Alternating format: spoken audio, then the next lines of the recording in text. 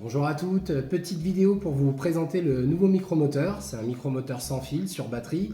Voilà, il est là, on va l'ouvrir, on va le déballer ensemble, puis on va voir un peu ses caractéristiques techniques. On va essayer de ne pas se couper un doigt. Ça va jusque là, tout va bien.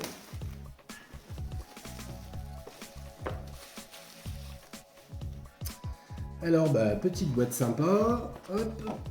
Ça, on en a plus besoin. Découvrons ensemble ce qu'il y a dans cette petite boîte, même si je le sais déjà. Alors pour commencer, on a donc une notice. Alors, étant donné qu'on la teste déjà depuis 2-3 mois, cette ponceuse, je le sais, elle est en français. Pas bien compliqué à utiliser, mais malgré tout, c'est pas négligeable.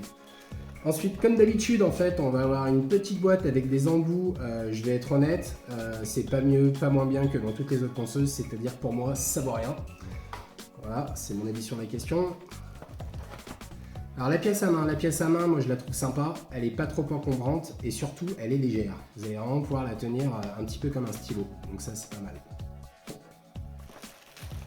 Alors, évidemment à l'intérieur, en fait on a notre moteur, ok, avec notre batterie. Alors donc, pour la mettre en route c'est tout simple, vous enlevez la protection. Là il y a une petite protection en vitre, vous pouvez la laisser, l'enlever, c'est comme vous préférez. Ensuite à l'intérieur on a donc notre cordon pour relier notre micro à la batterie. Et le petit chargeur USB, voilà, c'est du grand standard, c'est comme les chargeurs USB en fait des téléphones, de tous les téléphones aujourd'hui, des consoles, etc. Hop, et donc le petit teuton pour venir tenir le micromoteur quand on s'en sert pas. Alors, concernant cette pièce-là, donc notre batterie, alors déjà, nous, on n'est jamais tombé en rade durant une journée où on l'a exploité toute la journée en onglerie. Donc, la batterie, elle dure quoi qu'il arrive sur votre journée de travail. Nous, en tout cas, on n'est jamais arrivé à la poncer jusqu'au bout en une journée. C'est parti, on va faire un petit tour du propriétaire.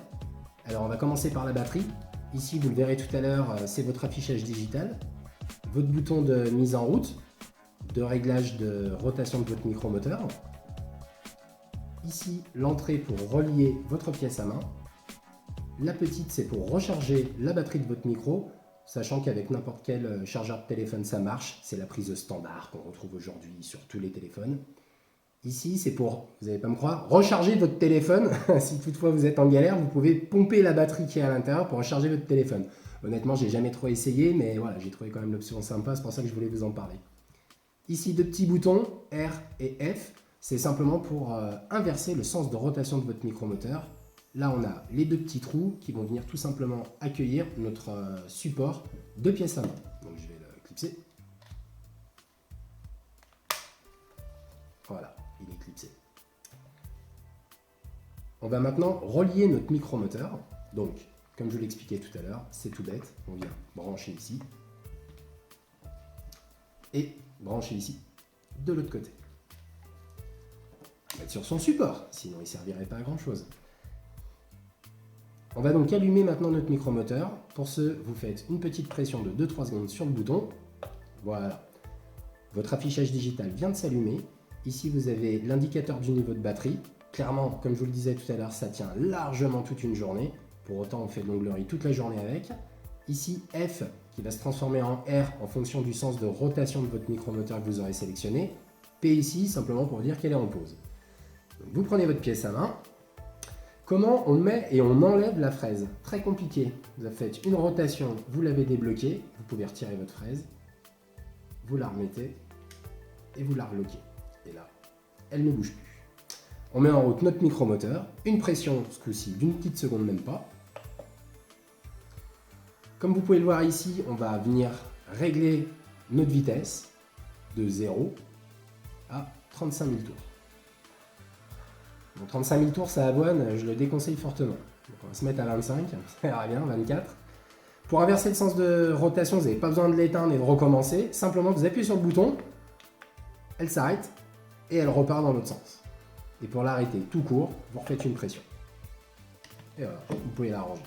Et pour l'éteindre, tout bête, vous appuyez à nouveau 2-3 secondes. Et voilà, elle est éteinte. Je voulais revenir brièvement quand même sur la ponceuse au quotidien. Du retour que j'en ai eu de notre formatrice qui l'utilise depuis 2-3 mois. Alors déjà, donc bon, pas de problème de batterie.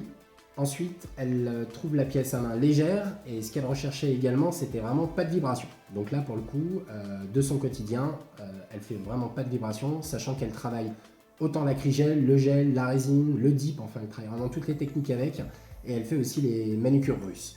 Donc elle m'a dit franchement, elle est super tout terrain.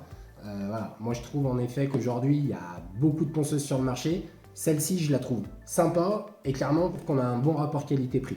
Après, vous jugerez par vous-même. Voilà. Si vous avez d'autres questions, n'hésitez pas. Juste à la fin de la vidéo, il y aura mes coordonnées. Vous pouvez m'appeler et on pourra échanger sur ce produit avec grand plaisir ou sur les chats ou WhatsApp. Voilà.